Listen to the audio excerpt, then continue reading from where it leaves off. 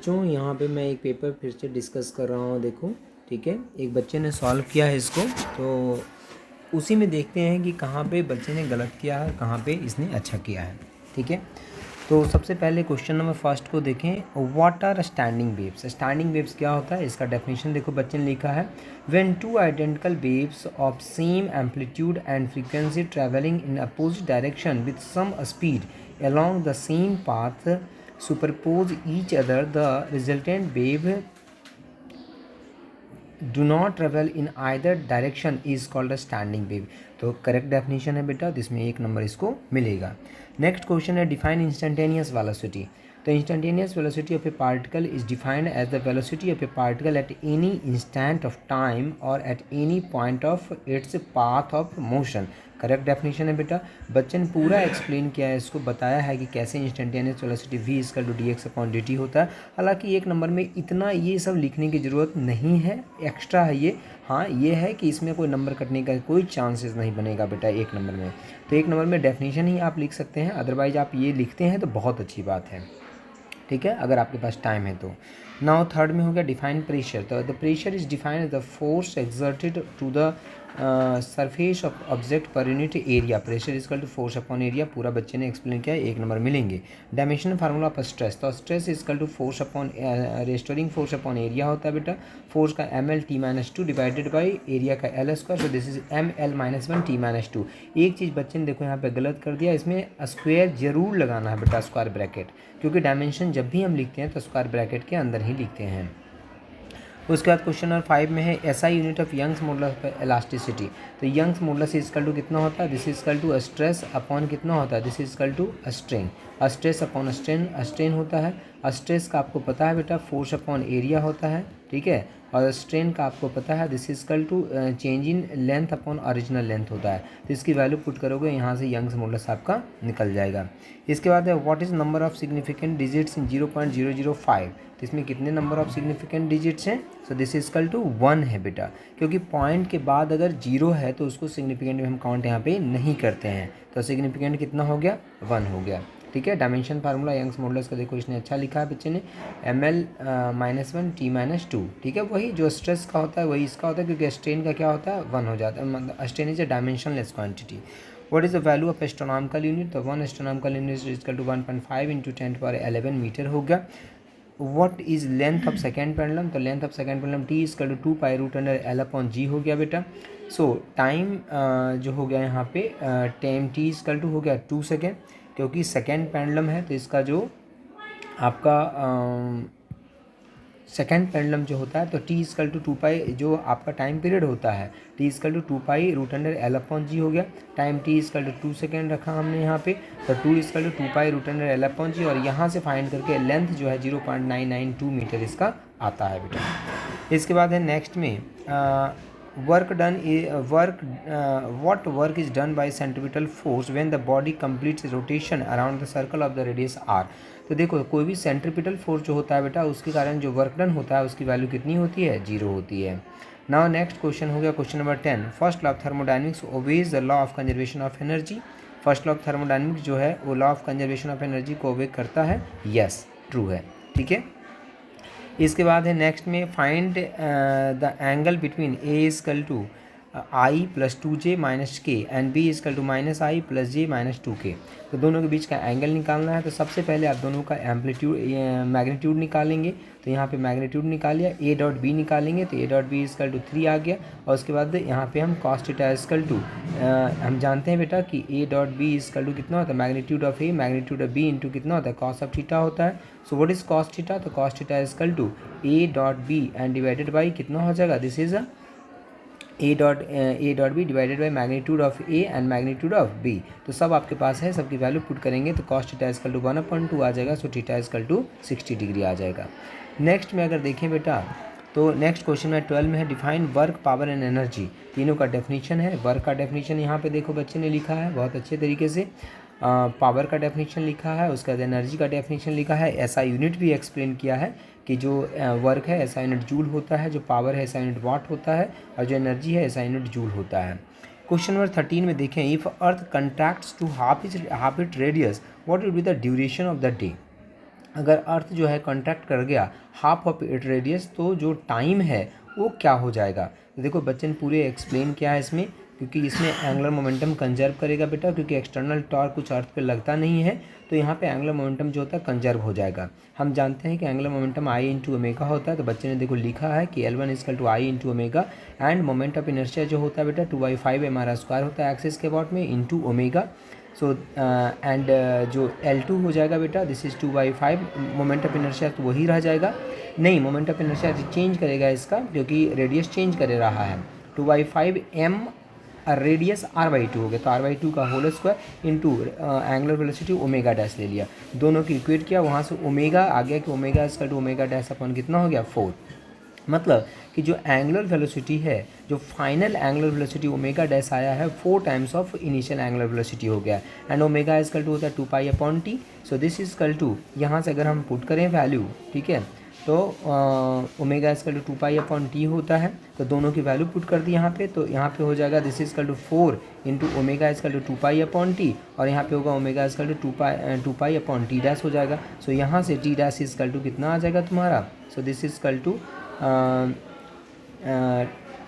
T dash is equal to यहाँ पे आ गया t अपॉन कितना आ गया 4, एंड t इजकल टू कितना होता है 24 आवर होता है। तो बच्चे ने पता नहीं क्या लिखा है यहाँ पे, अच्छा 24 ही लिखा है, इसका लिखने का तरीका थोड़ा अलग है, मुझे 8 लिख रहा था ऐसे। 2 ऐसे लिखना चाहिए बेटा, क्लियर लिखें आप, साफ साफ लिखें, ये 2 किसी एंगल से मुझे नहीं दिख रहा है। तो 24/4 हो गया, सो दिस इजकल टू यहाँ पे कैंसिल आउट होगा, तो 6 आवर हो जाएगा यहाँ पे, तो 6 our is the correct answer. ये ऐसे करके अगर देखो ना तो ये लगता है ना कि 8 लिखा हुआ है, अगर यहाँ से हम देखें तो लग रहा है कि 8 लिखा हुआ है, तो 2 को अच्छे से लिखें बेटा आप लोग भी। नाउ इसके बाद है Kepler's law of planetary motion. Kepler's law of planetary motion क्या होता है, नेक्स्ट में है state Kepler's law of planetary motion. तो केप्लर्स के 3 लॉ हैं बेटा, फर्स्ट लॉ, सेकंड लॉ और थर्ड लॉ। तो फर्स्ट लॉ जो है केप्लर्स के, फर्स्ट लॉ ऑफ केप्लर ये हो गया। देखो इसने तो डायग्राम बनाया है बेटा, थोड़ा सा एलिप्टिकल नहीं है, ये थोड़ा और शेप है, इलिप्टिकल ऐसे होता है बेटा, थोड़ा डायग्राम इस तरह से बना है, नहीं मेरा भी अच्छा नहीं बना, ये फिर से मैं बना के दिखाता हूँ। देखो यहाँ पे इलिप्टिकल जो बनाना है आपको, इलिप्स कुछ इस तरह से, देखो ये ऐसा इलिप्स बनाना चाहिए, इसने पता नहीं कुछ लड्डू टाइप का बना दिया, ऊपर ले गया फिर नीचे लेके चले गए। तो ये जो हमने जो रेड कलर से देखो यहाँ पे बनाया है, ऐसा इलिप्स बनाया बेटा, ठीक है। डेफिनेशन सही लिखा है बच्चे ने, ठीक है। फर्स्ट लॉ को एक्सप्लेन किया, डायग्राम भी बनाया है, पूरे नंबर मिलेंगे इसको। हालांकि डायग्राम थोड़ा सा मैं कहूँगा कि इलिप्स ऐसे बनाना चाहिए। सेकंड वाले में भी जो इसने इलिप्स बनाया है वो थोड़ा सा सही नहीं है, तो प्रैक्टिस करें बेटा इलिप्स बनाने की। बाकी इसने एरिया, लॉ ऑफ एरिया जो होता है उसको अच्छे तरह से एक्सप्लेन किया डायग्राम के थ्रू। थर्ड लॉ जो है आपका, अच्छा 2 ही लॉ पूछा था, state Kepler's law of planetary motion any 2, अच्छा 2 लॉ था, 2 को एक्सप्लेन किया बच्चे ने। पूरे नंबर मिलेंगे, हालांकि डायग्राम थोड़ा सा आपको अभी इंप्रूव करने की ज़रूरत यहाँ पे है। तो बच्चों आप लोग डायग्राम जो है, जो हमने बताया जिस तरह से, आपको उस तरह से डायग्राम आपको बनाना है। नेक्स्ट में है स्टेट बर्नौलीज थ्योरम। तो देखो ये बर्नौलीज थ्योरम का पूरा डायग्राम बनाया है, स्टेटमेंट ही पूछा था लेकिन बच्चे ने पूरा डायग्राम वगैरह बना करके एक्सप्लेन किया है, ठीक है। हालांकि इसका एक्सप्रेशन नहीं लिखा है बच्चे ने, तो यहाँ पे नंबर कटने के चांसेस हो सकते हैं बेटा, ठीक है। अगर बर्नौलीज थ्योरम का स्टेटमेंट पूछा है तो साथ में आप एक्सप्रेशन भी लिखें कि P+1/2 ρ v² plus G into H is equal to जो होता है कांस्टेंट जो होता है, उस एक्सप्रेशन को लिखने की कोशिश करें, यहाँ पे जरूर लिखें बेटा एक्सप्रेशन, ठीक है। डायग्राम हालांकि बनाने की जरूरत नहीं था, लेकिन एक्सप्रेशन यहाँ पे जरूर लिखें बेटा इसका, बर्नौलीज थ्योरम अगर आपसे पूछा है तो। लिखा सही नहीं है कि pressure energy, kinetic energy and potential जो एनर्जी होता है वो कांस्टेंट होता है हर एक पॉइंट पे, ठीक है। तो बच्चे ने ये सही लिखा है, डेफिनेशन सही है इसका, लेकिन एक्सप्रेशन भी इसके साथ में होना चाहिए। नाउ नेक्स्ट में है कि स्टेट बर्नौलीज थ्योरम के बाद है state law of equipartition of energy. तो law of equipartition of energy को एक्सप्लेन किया है। It state that in any dynamical system in thermal equilibrium the energy is equally distributed amongst its various degree of freedom and the energy associated with each degree of freedom per molecule is 1/2 kBT of the system होता है। तो पूरी तरह से explain किया है, सही लिखा है बच्चे ने। उसके बाद है state zeroth law of thermodynamics. Zeroth law of thermodynamics में देखो एक्सप्लेन किया है बच्चे ने पूरा डायग्राम बना करके, ठीक है, एडियाबैटिक वॉल, डायथर्मिक वॉल सब बनाया है, तो बहुत अच्छे तरीके से एक्सप्लेन किया है और बताया यहाँ पे कि T A equal to T C होगा, T B is equal to T C होगा, तो टी ए टी बी भी जो होगा वो इक्वल होगा, तो पूरे नंबर इसमें 2 नंबर इसको मिलेंगे। नाउ नेक्स्ट में है the state Hooke's law, how will you express in mathematically. तो हुक्स लॉ जो होता है बेटा, stress is directly proportional to strain up to elastic limit, बच्चे ने पूरे अच्छे तरीके से लिखा है और मैथमेटिकली भी उसने पूरा एक्सप्लेन इसको किया है, ठीक है। नेक्स्ट में है define orbital velocity, right an expression for it. तो ये देखो ऑर्बिटल वेलोसिटी का पहले डेफिनेशन लिखा है, it is defined as velocity required to put the satellite in its orbit, and इसका एक्सप्रेशन भी राइट एंड एक्सप्रेशन सिर्फ लिखना था, तो बच्चे ने पूरा इसको एक्सप्लेन करके पूरा डेराइव कर दिया है। हालांकि डेराइव करने की यहाँ पे ज़रूरत नहीं थी, सिर्फ आपको 2 नंबर का है बेटा, तो डेरिवेशन अगर आएगा तो 3 नंबर में आएगा कम से कम, ठीक है। तो यहाँ पे सिर्फ आपका इसका जो फार्मूला था v इसका जो लास्ट में आपने फार्मूला लिखा है, अब बच्चे की राइटिंग थोड़ी मुझे पसंद नहीं आ रही है, ठीक है। ये देखो बार बार जो लिख रहा है बच्चा, मुझे समझ में नहीं आ रहा है कि क्या लिखना चाह रहा है ये, ठीक है। देखो बाहर में ये मुझे पता नहीं चल रहा है ये क्या लिखा हुआ है यहाँ पे, तो राइटिंग पे ध्यान देना है बेटा। बोर्ड में जो नंबर मिलते हैं वो राइटिंग के भी मिलते हैं, अगर आपने अच्छा लिखा तो अच्छे नंबर मिले, आज सही बात है। अगर अच्छा लिखोगे, आप साफ़ सुथरा लिखोगे, दिखेगा एग्जाम जो चेक करने वाला है उसको तो अच्छे नंबर देगा, नहीं दिखेगा ही नहीं बेटा तो नंबर नहीं मिलेंगे आपको अच्छे। तो इसलिए राइटिंग का ध्यान रखें बेटा। जैसे इसका मुझे यहाँ पे देखो दिख नहीं रहा है जी, एक पता नहीं कहाँ चला गया है जी, ये जी कौन बोलेगा इसको जी, ये तो 0 दिख रहा है मुझे, ठीक है।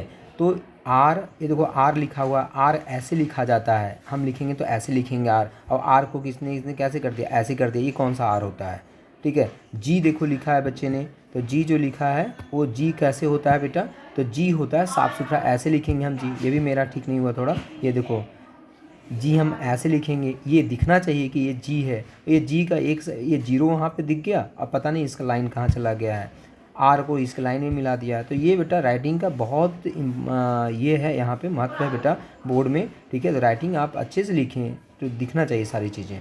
तो ठीक है, बच्चे ने किया है, एक्सप्रेशन पूरा किया, नंबर तो मिल जाएंगे, लेकिन ध्यान रहे इस बात का। सेक्शन सी में है calculate the kinetic energy of uniform circular disc of mass 100 gram, radius 5 centimetre and making 100 RPM about its axis. आपको कैलकुलेट करना है बेटा, calculate the kinetic energy of uniform circular disc of mass 100 gram. तो mass is equal to 100 ग्राम है, ठीक है। तो 100 ग्राम is equal to हो गया, दिस इजकल टू केजी में कन्वर्ट करोगे तो 100 अपॉन 1000 केजी हो गया, so this is equal to 10⁻⁻1 KG हो गया। रेडियस इजकल टू 5 सेंटीमीटर हो गया, so 5 upon 100, so this is equal to 5 into 10⁻2 metre हो गया। एंड जो रेवोल्यूशन है यहाँ पे 100 आरपीएम होगा, रेवोल्यूशन पर मिनट।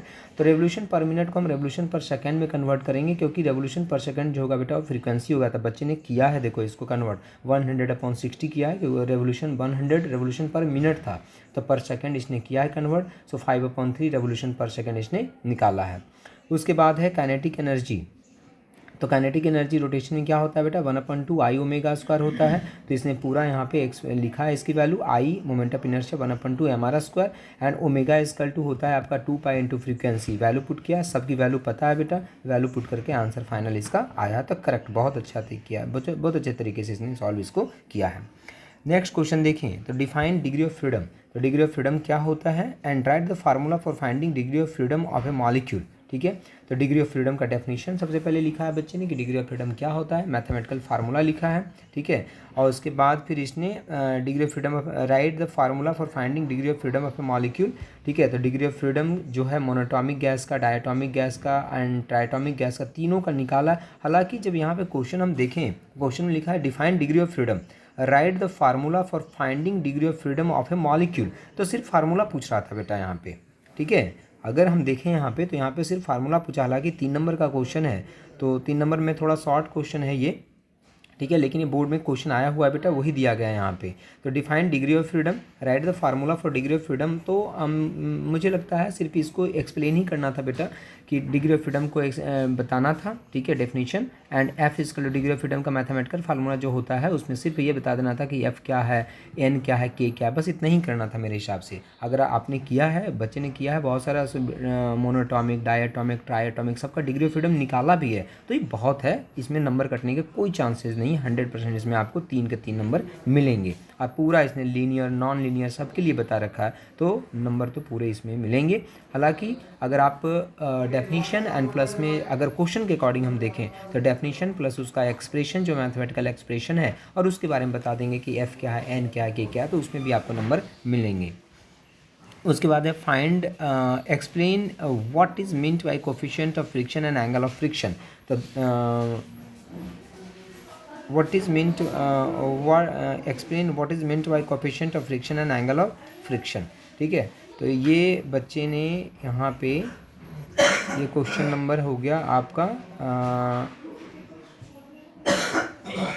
ये क्वेश्चन नंबर था बेटा 21। तो 22 नंबर क्वेश्चन बच्चे ने नहीं किया है, बच्चे ने 23 नंबर क्वेश्चन स्टार्ट किया है यहाँ पे 26 नंबर लिखा हुआ है यहाँ पे। ठीक है, तो देखें पहले 26 में काइनेटिक इंटरप्रिटेशन ऑफ टेम्परेचर किया है बच्चे ने सबसे पहले। ये जो 26 नंबर में है what is kinetic interpretation of temperature and derive relation between kinetic energy and temperature. तो बड़े अच्छे तरीके से एक्सप्लेन किया है इसको बच्चे ने, देखो यहाँ पूरा इसने एक्सप्लेन किया है यहाँ पे। ठीक है, और यहाँ पे जा कर के इसने बताया है कि P V is equal to R T और पूरा एक्सप्लेन करके यहाँ पे ये फाइंड किया। तो बहुत अच्छे तरीके से एक्सप्लेन किया, पूरे के पूरे 3 नंबर इसको मिलेंगे। हालांकि इसने ज़्यादा ही एक्सप्लेन कर दिया और पूरा VRMS वगैरह भी एक्सप्लेन कर दिया है, तो पूरे इसको नंबर इसमें मिलेंगे। नेक्स्ट क्वेश्चन 28 किया है बच्चे ने। The momentum of a body is increase by 100%, what is the percentage increase in kinetic energy. तो E इजकल टू P² होता है बेटा। मोमेंटम अगर 100% से इंक्रीज कर जाएगा तो फाइनल एनर्जी देखो निकाला है। उसके बाद ये उसने निकाला है कि एनर्जी में कितना परसेंटेज का इंक्रीमेंट हो जाएगा, 300% करेक्ट आंसर है। उसके बाद अगर हम सेक्शन D को देखें तो बच्चे ने सेक्शन C से 23, 24, 25 क्वेश्चन नहीं किया है। ठीक है, चलो सेक्शन D देखते हैं, फिर उसको हम डिस्कस करेंगे आगे। एस्केप वेलोसिटी के बारे में था यहाँ पे। ठीक है, क्वेश्चन नंबर सेक्शन डी में देखें तो escape velocity and derive an expression for it. Escape velocity का डेफिनेशन लिखा है बच्चे ने एंड इसके बाद डायग्राम भी बनाया है। डायग्राम के बाद इसने एक्सप्लेन किया और इसने पूरी तरीके से अच्छी तरीके से इसने एस्केप वेलोसिटी का जो वैल्यू है बेटा उसने फाइंड किया है। तो पूरे के पूरे 5 नंबर इस बच्चे को यहाँ पे मिलेगा बेटा, क्योंकि बहुत अच्छे तरीके से इसने किया है। उसके बाद सेकेंड में किया है इसने law of conservation of linear momentum. ठीक है, state and explain principle of conservation of linear momentum. तो law of conservation of linear momentum को इस बच्चे ने पूरे अच्छे तरीके से एक्सप्लेन किया है।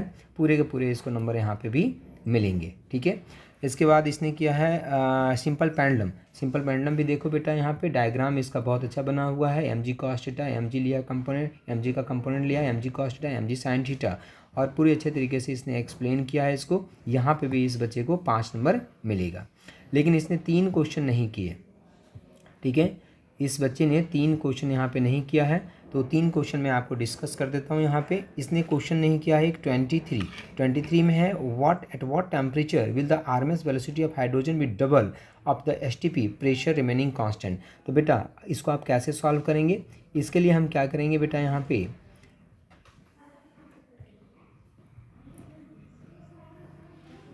तो यहाँ पे हम करेंगे इसके लिए, देखो क्वेश्चन। ठीक है, क्वेश्चन नंबर 23।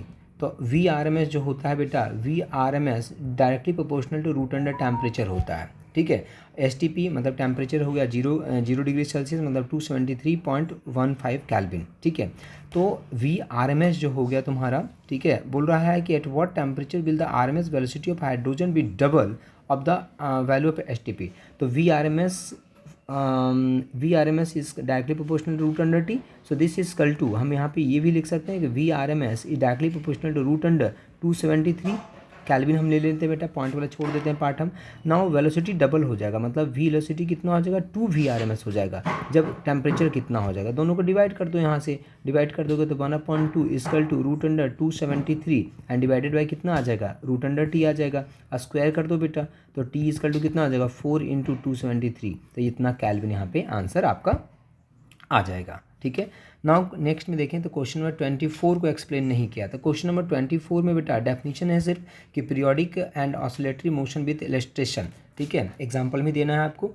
तो एक्सप्लेन पीरियोडिक मोशन। तो पीरियोडिक मोशन होता है जो बेटा रिपीट करता है मोशन, ऐसा मोशन जो बार बार रिपीट करता है, this is the periodic motion. And oscillatory motion क्या होता है बेटा, to and fro motion, up and down motion, इस तरह के जो मोशन होते हैं उसको हम ऑसिलेटरी मोशन कहते हैं। पीरियोडिक मोशन जैसे सन जो है बेटा, जो सन के चारों तरफ जितने जितने भी प्लैनेट हैं वो सब किस मोशन में है, पीरियोडिक मोशन में है। ठीक है, ऑसिलेटरी मोशन में सिंपल पेंडुलम की हम बात करते हैं। ठीक है, स्प्रिंग मास सिस्टम की बात करते हैं, वो सब ऑसिलेटरी मोशन के एग्जाम्पल हो गए। उसके बाद क्वेश्चन नंबर 25 है। 25 क्वेश्चन में derive the expression for change in value of G due to change in height. तो बेटा इसमें हम लोग जानते हैं कि जैसे हम यहाँ पे क्या करते हैं, सबसे पहले जैसे अर्थ है, ठीक है, तो अर्थ के सरफेस पे acceleration due to gravity, earth के सरफेस पे acceleration due to gravity G इसका टू कितना होता है, जैसे G M upon R square होता है बेटा, सेंटर से यहाँ का डिस्टेंस कितना आर, लेट कि यहाँ से एच हाइट ऊपर चले गए, हम यहाँ पे चले गए, तो यहाँ पे एक्सेलेरेशन ड्यू टू ग्रेविटी कितना होगा, this is G H, and G H इसका टू कितना हो जाएगा, this is G M upon R plus कितना हो जाएगा, एच का whole square. This is equation number 1, this is equation number 2, दोनों को डिवाइड कर दे बेटा। So this is G H upon G इसका टू हो जाएगा G M upon R plus H का कितना हो जाएगा, होल स्क्वायर अपॉन जी एम अपॉन कितना हो जाएगा, आर स्क्वायर। सो यहाँ से जी एम कैंसिल आउट हो जाएगा बेटा। सो व्हाट इज जी एच, तो जी एच इजकल टू यहाँ से आप लिख देंगे,